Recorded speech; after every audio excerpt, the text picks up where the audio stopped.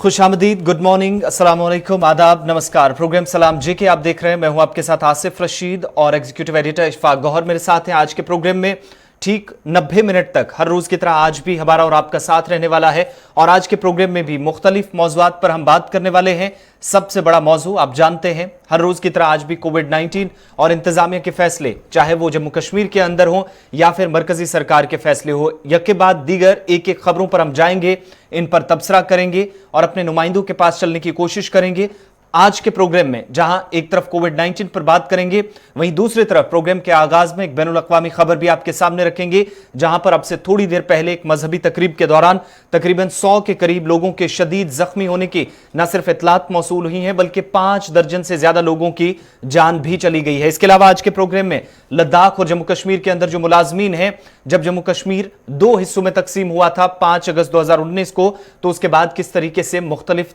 मसाइल का सामना, चाहे वो लद्दाख के अंदर जम्मू कश्मीर के मुलाजमीन हो या फिर जम्मू कश्मीर के अंदर लद्दाख के मुलाजमीन हो, उनको परेशानियां आ रही हैं, इस हवाले से बात करेंगे। साथ ही आपको यह भी बताएंगे आज के प्रोग्राम में कि इंतजामिया के वो फैसले भी जो तरक्याती मंसूबों के हवाले से, लेकिन कई अहम मंसूबे जो आज बरसों बाद भी तशना तकमील है। साबिका सरकारों के दौरान किस तरीके से लापरवाहियां तो हुई, लेकिन मौजूदा निजाम में भी इंतजामिया के कामकाज पर सवाल उठ रहे हैं। प्रोग्राम का आगाज करते हैं पहली खबर के साथ, और खबर इस वक्त जो कि बैनुल-अक़वामी सतह की है, इजराइल के हवाले से आपको बड़ी खबर, और इसी खबर से आगाज करेंगे आज के प्रोग्राम में, जहां पर एक मजहबी प्रोग्राम के दौरान तकरीबन 90 के करीब अब तक लोगों की मौत हुई है। इजराइल में एक मजहबी प्रोग्राम के दौरान भगदड़ मची है, जिसमें 90 के करीब लोगों की अब तक मौत हो चुकी है और साथ ही साथ 150 के करीब लोग शदीद तौर पर जख्मी हुए हैं। और इस इलाके के अंदर शुमाली हिस्सा है इजराइल का, यहूदी यहां पर मजहबी इज्तिमा में होने वाली भगदड़ के दौरान दर्जनों अफराद जहां हलाक हुए, 150 के करीब शदीद जख्मी हुए हैं और हजारों की तादाद में लोग जहां पर मेरोन पहाड़ के दामन में लाग बौमर त्योहार को मनाने के लिए जमा हुए थे। और यह त्योहार यहूदी रबी शैमोन बारूई चाराई की याद में मनाया जाता है, जो दूसरी सदी के एक मारूफ मजहबी शख्सियत के तौर पर यहूदी जिन्हें मानते हैं, और उनकी याद में यह प्रोग्राम जो कि मनाया जा रहा था। इसी दौरान भगदड़ मची, अचानक से लाखों की भीड़ एक दूसरे के ऊपर गिरने लगी। उस वक्त सिक्योरिटी फोर्सेस की तरफ से भी कार्रवाई की गई लोगों को बचाने के लिए, लेकिन जो इब्तिदाई रिपोर्ट्स आ रही हैं कि भगदड़ में इस कदर यहां पर हालत खराब हुई थी कि तकरीबन 10 से 40 साल तक की जिनकी उम्रें थी, जिनमें बच्चे हैं, नौजवान हैं, उनकी सबसे ज्यादा अमवात हुई हैं। और बताया जाता है कि इसी जगह पर यह मजहबी शख्सियत जिनकी याद में प्रोग्राम मुनक्किद किया गया था, उनकी जगह न सिर्फ प्रोग्राम मुनक्किद हुआ था, बल्कि इसी जगह पर वो दफन है और वहां पर यह सारी तकरीब चल रही थी। तकरीबन 1.5 घंटे तक जब तकरीब बड़ी शान शौकत से प्रोग्राम को मनाया जा रहा था, लेकिन उसके बाद कुछ वीडियोस भी सोशल मीडिया पर वायरल हो रहे हैं और कुछ तस्वीरें आपको दिखाने की कोशिश करेंगे, जो दर्दनाक तस्वीरें सामने आई हैं, जिनमें मुख्तलिफ जो इमदादी टीमें हैं वो भी कार्रवाई कर रही हैं। लेकिन ये उस वक्त की तस्वीरें जब इस मजहबी मकाम पर, जहां पर भगदड़ मचने से अब तक 150 के करीब लोग शदीद जख्मी हुए हैं, और दूसरी तरफ जो इब्तिदाई रिपोर्ट्स हैं उसमें अब तक दर्जनों अफराद के हलाक होने की, और जो कंफर्मेशन हो रही है अभी तक 44 लोगों की मौत हो चुकी है। मजीद इसमें अमवात हो सकती हैं, जो थोड़ी देर में हमारे सामने और भी, चूंकि अभी तक जो इजरायली हुकाम की तरफ से आदाद शुमार जारी किए गए हैं उसमें अभी तक इशफाक 44 लोगों की मौत की खबर सामने आ रही है। 150 के करीब लोग जख्मी। और अभी तक एक चीज ये भी बताएं, क्योंकि इस मजहबी मकाम पर यह दूसरा ऐसा वाकया है, लेकिन इस बार का 2020-21 के दौरान यह पहला इस तरह का हादसा जहां पर इस प्रोग्राम के दौरान 150 के करीब लोगों की जान गई हो। बढ़ते हैं आगे, बात अब जब बाकी ममालिक के साथ साथ हिंदुस्तान की भी, चूंकि यहां पर सूरत हाल इंतहाई कशीदा या खराब होती जा रही है। इशफाक, चलिए जब जरा शुरुआत करते हैं पहले उस खबर से जो हम पिछले कई दिनों से बैनुल-अक़वामी मीडिया के अंदर देख रहे हैं। कोरोना की वजह से मुख्तलिफ तरह की खबरें आ रही हैं और खबरें ग्राउंड जीरो से रिपोर्ट की गई हैं, जिसकी वजह से छवि को काफ़ी नुकसान भारत का पहुंचा है इंटरनेशनल फोरम के अंदर। और अब उसके सुधार के लिए वजारत खारजा की तरफ से भी प्रोग्राम को हाथ में लिया गया है। मुल्क के हालात पर वज़ीर खारजा एस जयशंकर की कल मुख्तलिफ सफीरों के साथ वर्चुअल मीटिंग हुई है। हुकूमत के खिलाफ एक तरफा खबरें या जो प्रोपेगेंडा चल रहा है उसका तोड़ कैसे किया जाए, उस सिलसिले में भी कल एक हिकमत अमली को तरतीब दिया गया है। और जिस तरीके से खबर बाहर शुरू शाया की जा रही है और ये साबित करने की कोशिश की जा रही है कि मोदी गवर्नमेंट टोटल क्लैप्स हो गई है पेंडेमिक के सामने, ये सरीहन गलत और एकतरफा खबरें और इनका तोड़ कैसे किया जाए और किस तरीके से सही एदाद शुमार बाहर आए, उस हवाले से हिकमत अमली को तरतीब देने की कल कोशिश की गई है। और काउंटर किया करने की कोशिश की गई है जो वर्ल्ड नैरेटिव चल रहा है, जो मीडिया नैरेटिव इस वक्त चल रहा है भारत को लेकर दुनिया भर के अंदर, उसको लेकर डॉक्टर जयशंकर की सदारत में कल मीटिंग मुनक्किद हुई है जिसमें भारत के सभी डिप्लोमेट जो मुख्तलिफ मुल्कों के अंदर है उनके साथ वर्चुअल मीटिंग हुई है। और इस वर्चुअल मीटिंग के दौरान कोविड-19 के बीच जो ताज़ा लहर की वजह से सूरत-ए-हाल बनी हुई है इस पर तबादला ख्याल किया गया है। आपको पहले ये बताते चले कि कौन से ऐसे अखबार और जर्नल्स हैं जो लगातार रिपोर्ट कर रहे हैं और वो अपनी रिपोर्ट में क्या कुछ लिख रहे हैं। न्यूयॉर्क टाइम्स लगातार पिछले 4 दिन से एडिटोरियल और ब्रेकिंग न्यूज में ये दिखा रहा है कि भारत के अंदर सूरत-ए-हाल क्या कुछ है, तस्वीरें और वीडियो और बाइट्स लगातार प्ले हो रही हैं। उसके बाद गार्डियन भी लगातार लिख रहा है जी। उसके बाद जो मकामी बैनुल-अक़वामी सतह पर जो बड़े टीवी चैनल्स हैं वो लगातार ग्राउंड जीरो से रिपोर्ट कर रहे हैं। उसी का तोड़ कैसे किया जाए और छवि को कैसे सुधारा जाए, उस सिलसिले में हिकमत अमली को तरतीब देने की कल कोशिश की गई है। और जो बावसूख ज़राए से हमारे पास खबर है, कल जो 2 बड़ी बातें डिस्कस की गई हैं उनमें एक तो ये कि कैसे इसका तोड़ किया जाए और किस तरीके से सही अक्कासी को सामने रखा जाए कि सरकार क्या कुछ कर रही है और सरकार ने अभी तक क्या कुछ किया है। और जिस तरीके से 2-3 चीज़ों को टारगेट किया जा रहा है बैनुल-अक़वामी सतह पर कि कुंभ मेला और इलेक्शन, उसको कैसे काउंटर किया जाए। अगरचे कुंभ के मामले पर कल डॉक्टर शंकर की तरफ से कोई वजाहती बयान नहीं दिया गया है, लेकिन इलेक्शन रैलीज को लेकर साफ कर दिया गया है कि जिन रियासतों के अंदर इलेक्शन नहीं था वहां पर भी कोरोना का कहर तेजी के साथ बढ़ रहा है और मिसाल उन्होंने दिल्ली के सामने रखी है। ये तो एक तरफ है, लेकिन सवाल सफीरों की तरफ से लगातार डिप्लोमेट्स की तरफ से रखा गया कि जो बाज़ाबातकारी का सामान और जो इमदादी राहत सरसानी के लिए सामान आ रहा है उसे किस तरीके से कोऑर्डिनेट करके भेजा जाए, क्योंकि कस्टम से लेकर दीगर मामला की अभी भी काफ़ी परेशानियां आ रही थी, उसको स्ट्रीमलाइन करने की कोशिश की जा रही है और डायरेक्टली उस मकाम तक वो सामान पहुंचे जहां से जिस रियासत में यह ज़रूरत है, उस सिलसिले में हिकमत अमली को तरतीब देने की ज़रूरत थी। यही वजह कि कल मुख्तलिफ सफ़ीरों की तरफ से ये बात सामने रखी गई कि जब हम सामान भेजें तो उसके लिए जो कोऑर्डिनेटेड एफर्ट्स होने चाहिए थे स्टेट के, उसमें लैकुलैन हो रहा है, उसमें कोऑर्डिनेशन नहीं हो रही है। जिसके बाद वजारत खारजा की तरफ से कल इस बात का फैसला लिया गया कि अब जो भी सामान आएगा वो कोऑर्डिनेटेड मैनर में आएगा। कस्टम से लेकर दीगर जितने भी इदारा जात इसके साथ मुंसलिक है वो बराह रास्त दाखिला वजारत और खारजा वजारत को रिपोर्ट करेंगे ताकि अगर कोई मुश्किल पेश आए उसका हल निकाला जा सके। यानी 2 तरह की हिकमत अमली को तरतीब दिया गया, सामान जो बाहर से आ रहा है वो बराह रास्त आए बिना किसी परेशानी के आए, उसके लिए राह खोल दी गई है। दूसरा काउंटर नैरेटिव, यानी जिस तरीके की खबरें आ रही है उसका काउंटर बैनुल-अक़वामी सतह पर कैसे करना है वो काम भी सफीरों को सौंप दिया गया है। यानी दोनों मिशन पर अब उन्हें काम करना होगा। तो ये बड़ी खबर थी क्योंकि इसको लेकर दिल्ली से लेकर मुल्क भर के अंदर सियासत काफ़ी ज़्यादा तेज पिछले कई दिनों से देखने को मिल रही थी। बढ़ते हैं जी आगे। बिल्कुल, मुल्क की सतह पर जो इस वक्त सूरत हाल है, एक तरफ सरकार तो तमाम कोशिशें कर रही है लेकिन आलमी सतह पर भी इस वक्त कई बड़े ममालिक हैं जो हिंदुस्तान की मदद के लिए आगे आए हैं। और ख़बर ये कि इस वक्त अमेरिका की तरफ से भी मजीद इमदाद जो भारत पहुंचाने का सिलसिला शुरू किया गया था, उसमें मुख्तलिफ ममालिक की तरफ से पहले ही ऐलान तो किया गया था बड़े पैमाने पर मदद के लिए, लेकिन अमेरिका से अब C-17 ग्लोब मास्टर ने भी परवाज भरी है और हिंदुस्तान न सिर्फ ऑक्सीजन कंसर्वेटर्स, उसके साथ साथ बाकी जो तिब्बी इमदाद है वो लेकर भारत इस वक्त कैलिफोर्निया से ये परवाज रवाना हो चुकी है। देखिए, 2 तरह की खबरें जी आ रही है। एक ये आ रही है कि कैलिफोर्निया से जो फौजी तैयारा निकला था वो रास्ते में है और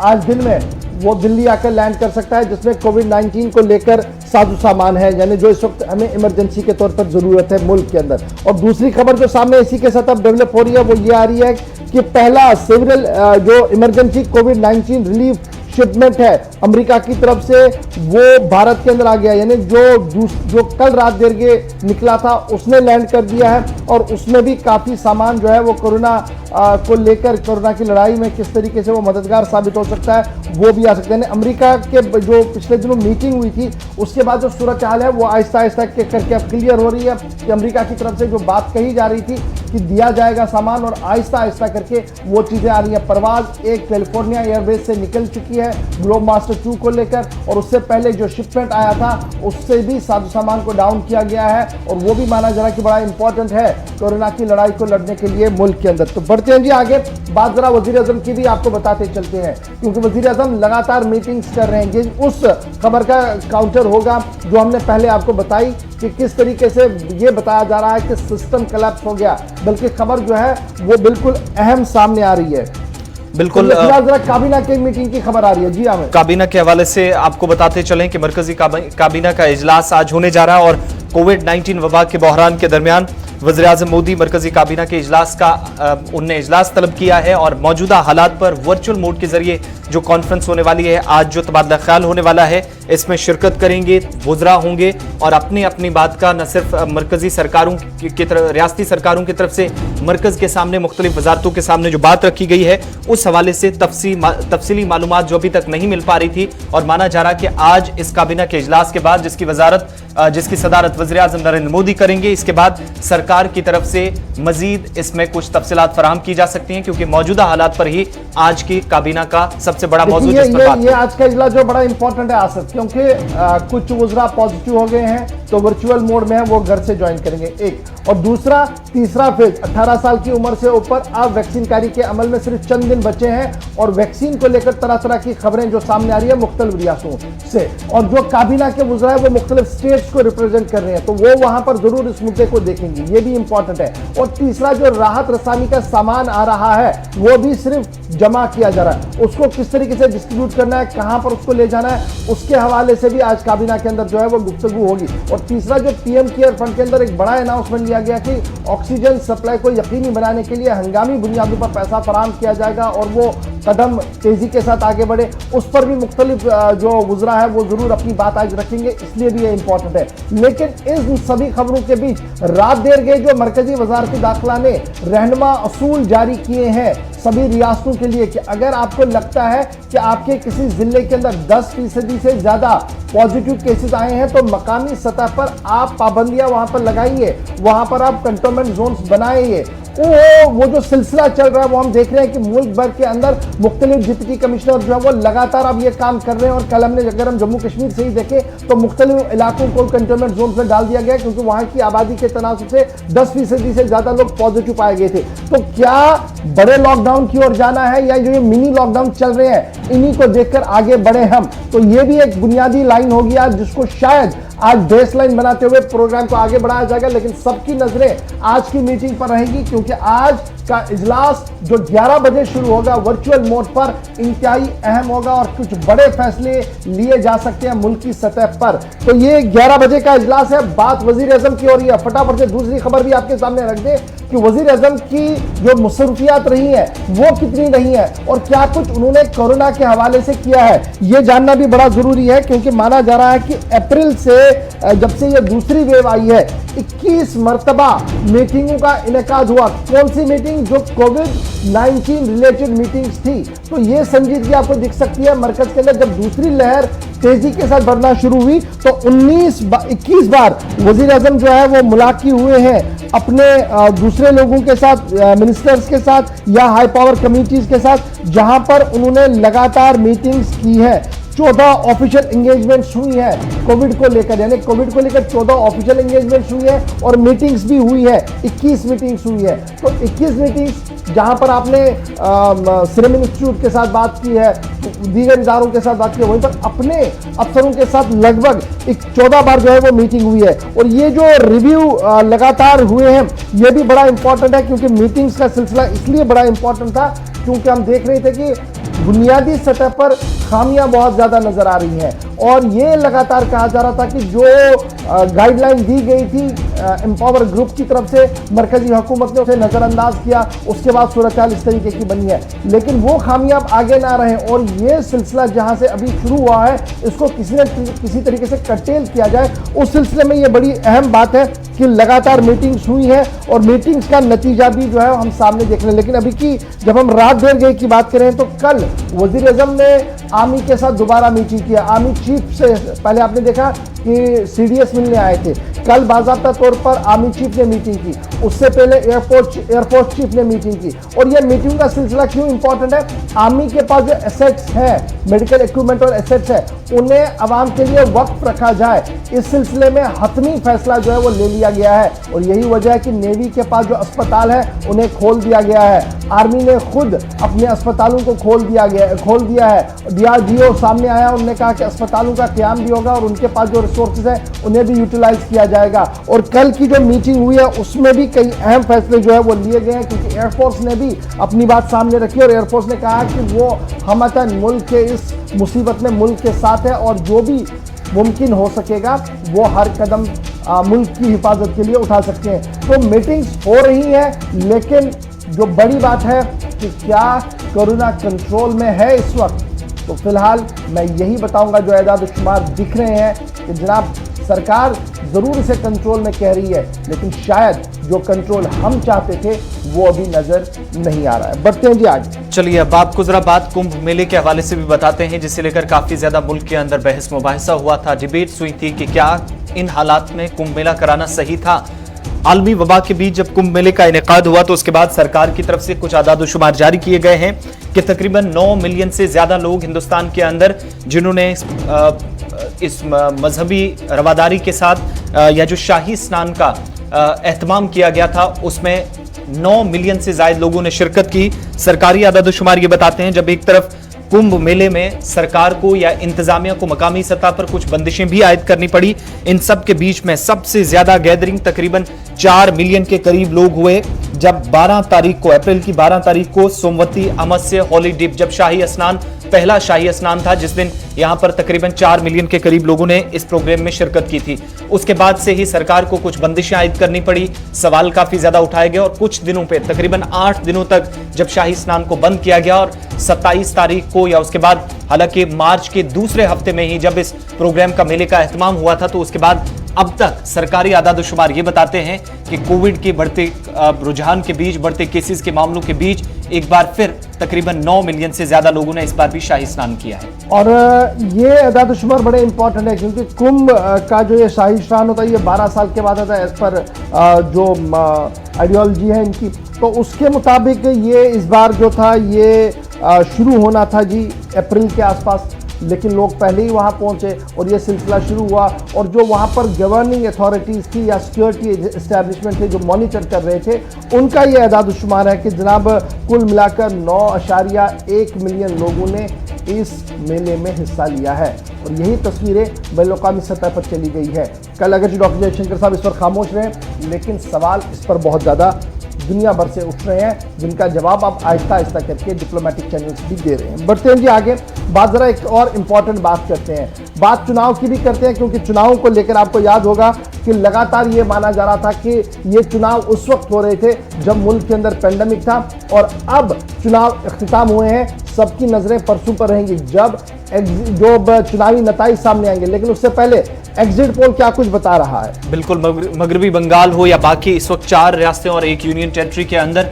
सूरत हाल कुछ ऐसी है कि केरल में LDF, पुडुचेरी में भारतीय जनता पार्टी इस वक्त सबकत लेती नजर आ रही है, जो अब तक मुख्तलिफ एजेंसियों ने एग्जिट पोल किया है। तमिलनाडु के अंदर DMK को सबकत मिल सकती है, यहां पर बीजेपी के लिए झटका जरूर हो सकता है, लेकिन मगरबी बंगाल जिस रियासत पर काफी ज्यादा सबकी नजरें हैं, हाहाकार मचा रहा इंतखाबी रैलियों के दौरान, एक दूसरे पर इल्जामात, एक दूसरे पर हमले कराने के इल्जामात, जान लेने के इल्जामात, इस तरह की तमाम चीजें हुई। तकरीबन 2 महीने तक ये जो प्रचार चला, उसके बाद अब कल जब आखिरी मरहले के इंतखाबात 8वें मरहले में जाकर खत्म हुए मगरबी बंगाल के अंदर, उसके बाद मुख्तलिफ एजेंसियों का जो डेटा सामने आया, जो एग्जिट पोल सामने आया, और वो नताइज ये बताते हैं कि बाकी रियासतों के अंदर मिला जुला, कहीं पर DMK, कहीं पर इस वक्त बाकी जो हिज़्ब इख्तिलाफ की जमातें हैं वो सबकत लेती नजर आ रही हैं। लेकिन पुडुचेरी में अगरचे बीजेपी शायद हुकूमत इस बार बनाए, जहां पर कांग्रेस को झटका लगा था चंद माह पहले, लेकिन मगरबी बंगाल जिस रियासत पर सबकी नजरें मरकूज थी, यहां पर तकरीबन बराबरी पर तृणमूल कांग्रेस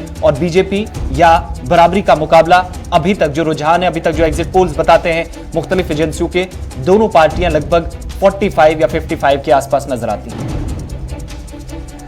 चलिए इंतखाबात के हवाले से अब जरा, ये तो एक तरफ की बात थी, अब बात जरा जाकिर नाइक के हवाले से भी कर लेते हैं, चूंकि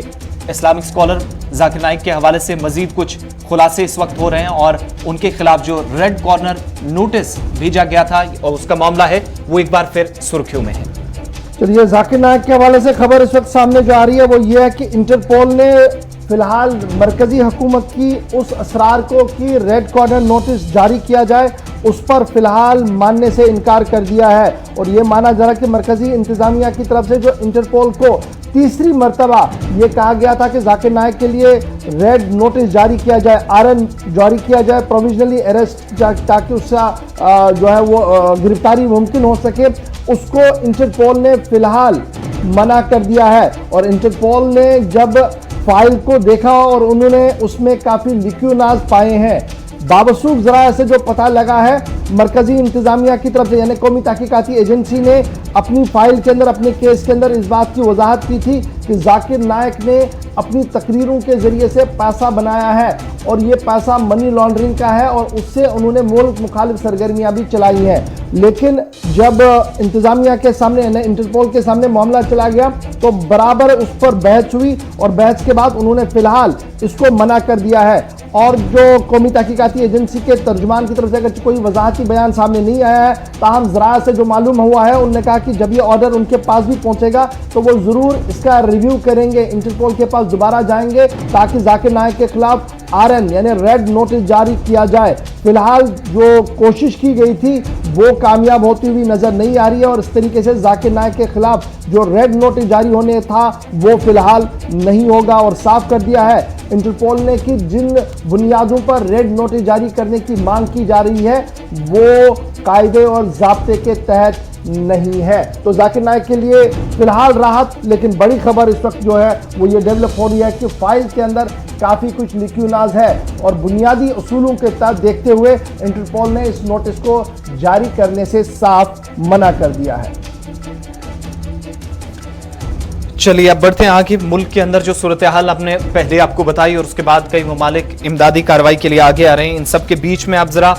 आज के जो केसेस हैं वो अपने आप में एक नया रिकॉर्ड, हर गुजरते दिन के साथ यही सूरत हाल बन रही है। आज पहली बार कोविड-19 के हिंदुस्तान के अंदर 4 लाख के करीब कोविड-19 पॉजिटिव केसेस रिपोर्ट हुए हैं। जो गैर सरकारी आदादोशुमार है सरकार की तरफ से या मरकजी वजारत सेहत जो आदादोशुमार जारी करती हैं वो थोड़ी देर में सामने आएंगे। अब तक की रिपोर्ट्स 3,86,000 से ज्यादा कोविड पॉजिटिव केसेस सामने आए हैं और 24 घंटे जो पिछले गुजरे हैं इनमें 3,501 अमवात हुई हैं। 24 घंटों में अच्छी खबर यह भी कि 3 लाख के करीब 2,91,000 से ज्यादा मरीज सेहतियाब हुए हैं कोविड-19 से जिन्हें निजात पाई है। लेकिन आलमी सतह पर यह एक और रिकॉर्ड बना है जिसने अपने आप में इस वक्त हैरानी तो लोगों के अंदर पैदा कर दी है, लेकिन सरकार या इंतजामिया अलग अलग स्टेट्स के अंदर, यूटीज के अंदर जहां पर सबसे ज्यादा मुतासरीन की तादाद इस वक्त सामने आ रही है वहां पर कई बड़े चैलेंजेस सरकार के लिए खड़े कर दिए हैं। आज के केसेस कल के मुकाबले अगर आप देखेंगे तो कुछ हजार ही जरूर आगे, लेकिन 4,000 का फिगर अगर पहुंचता है तो हिंदुस्तान, इससे पहले भी आपको याद होगा कि जब 3.15 यानी 3,15,000 के पार केसेस पहुंचे थे तो आलमी नंबर पर पहले नंबर पर पहुंचा था आलमी सतह पर हिंदुस्तान, जहां पर ब्राजील, जर्मनी और अमेरिका भी पीछे थे। लेकिन आज जहां हम ये केसेस लगातार देख रहे हैं, बढ़ रहे हैं, वहां पर एक पॉजिटिव ट्रेंड भी सामने आ रहा है जो हम 2 दिन से कंटिन्यूअसली मॉनिटर कर रहे हैं कि मुल्क भर के अंदर रिकवरी रेट भी बढ़ रहा है। पहले तो रिकवरी रेट थोड़ा सा कम था और हमें बहुत डर ये सता रहा था कि शायद ये डिप होगा, लेकिन अनथक कोशिशें की हैं फ्रंट वॉरियर्स ने, डॉक्टर्स ने, और लगातार कोशिशें की गई हैं उन लोगों ने जिन्होंने बाहर से सपोर्ट किया है, यानी अस्पताल के बाहर से जिन लोगों ने सपोर्ट किया, अस्पताल के अंदर डॉक्टरों ने सपोर्ट किया, उसकी वजह से जो रिकवरी रेट है वो कमोबेश 3 लाख के आसपास पिछले 24 घंटों के दौरान है। ये एक अच्छी और पॉजिटिव डेवलपमेंट है कि जहां हम आगे देख रहे हैं, क्योंकि टेस्टिंग भी हो रही है उस तरीके से, अगर जो कुछ रियासतों के अंदर टेस्टिंग बहुत कम अब हो गई है लेकिन फिर भी टेस्टिंग चल रही है तो आपका पॉजिटिव रेट बढ़ रहा है। इसमें भी कोई शक नहीं है कि आज के दिन में भी बहुत सारे लोग बाहर वेट कर रहे हैं ऑक्सीजन के लिए, बेड्स के लिए नहीं मिल पा रही हैं, लेकिन आहिस्ता आहिस्ता करके जो रिकवरी रेट है वो बढ़ना शुरू हुआ है और ये थोड़ी सी राहत जरूर हमारे लिए होगी कि रिकवरी बढ़ रही है, रिकवरी रेट जो है वो बढ़ रहा है और बेड्स आहिस्ता आहिस्ता करके खाली हो सकते हैं। लेकिन इन सभी खबरों के बीच एहतियात एक बड़ा चीज है और बिना एहतियात किए हम दोबारा इस कर्व को ऊपर कर सकते हैं। यही वजह है कि मरकज और रियासती इंतजामिया लगातार नजर इस पर बनाए रखे हुए हैं। अगर कहीं पर बंदिशें हैं तो हमने उनका एहतराम करना होगा, लेकिन जैसे आसिफ ने आपको कहा कि फिर भी जो ट्रेंड अभी हमें दिख रहा है वो इतना नहीं जाना चाहिए था, इससे कम होना चाहिए था। लेकिन अभी भी जो मेरे पास सरकारी ज़राआ से खबरें आ रही हैं वो ये साफ बता रही हैं कि पॉजिटिविटी रेट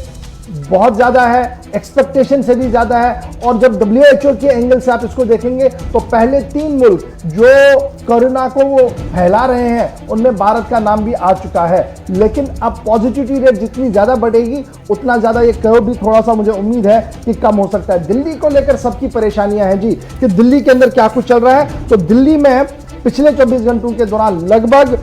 395 मौतें हुई हैं। ये एक सरकारी फिगर मैं आपके सामने रख रहा हूं। और जब आप देखेंगे कि केसेस कितने पॉजिटिव आएंगे, 24,000 के करीब, 24,235 के करीब केसेस जो है वो पॉजिटिव पाए गए हैं। और रिकवरियां कितनी हुई, ये बड़ा इंपॉर्टेंट है दिल्ली के लिए भी, 25,615 रिकवरियां भी हुई हैं।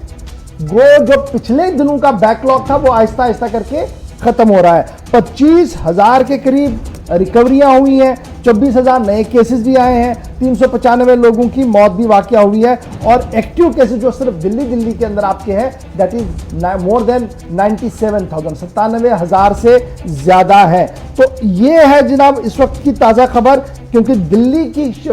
जब हम दिल्ली के एतबार से देखते हैं कि नेशनल इंटरनेशनल मीडिया दिल्ली के अंदर है, तो फिर एक बड़ा कंफ्यूजन एक और भी है जो मैं अपने नाज़रीन के लिए भी क्लियर कर देना चाहता हूं। क्योंकि सोशल मीडिया जब हम भी देखते हैं तो बड़ी चीजें हमें भी दिखती है।